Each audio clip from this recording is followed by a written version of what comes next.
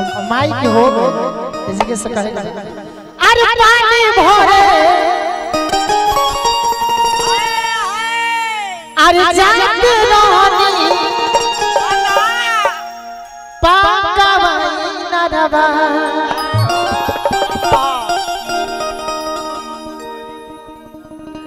लइका एगो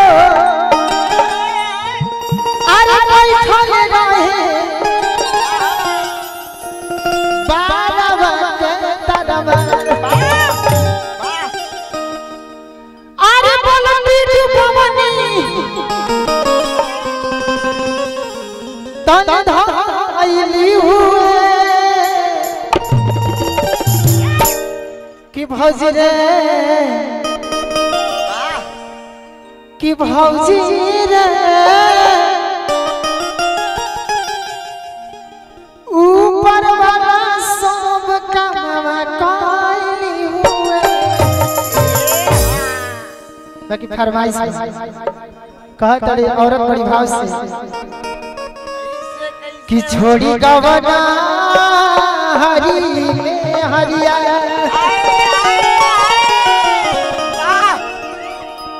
कि पिया भइला गुलारी के हो फूल ये हमारे भैया की तरफ से बहुत बहुत आशीर्वाद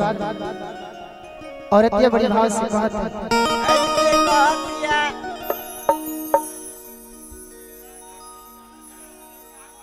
ये हमारे बड़ी दीदी पुष्पा राणा जी के पति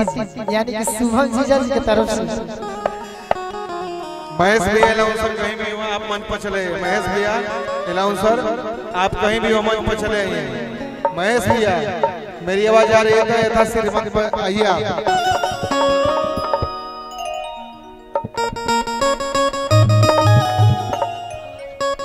औरत बड़ी भाव से कहा करे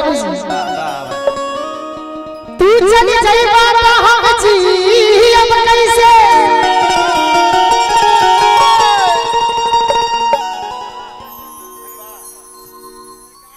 ये हमारे बहुत अच्छे व्यास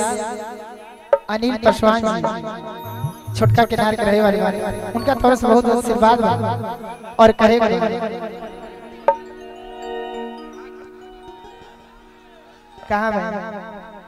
कहाँ मानी मुखिया जी हाथ में उठाए अरे महाराज होने का रात भर होई सेल्फी रात भर होई पहले गायकी सुना लोग आराम से बैठ के देखा लोग ना तो हम बंद करो तनी आई रिकॉर्डिंग डांस करवाबो तनी ऐसा कि हम कोई पैसा पाए ले हमारे बहन के शादी बा कार्यक्रम होखे तो लोग आराम से एंजॉय लेवे के बाद पूरा 6 बजे तक से ए भाई बात गलगला दो भैया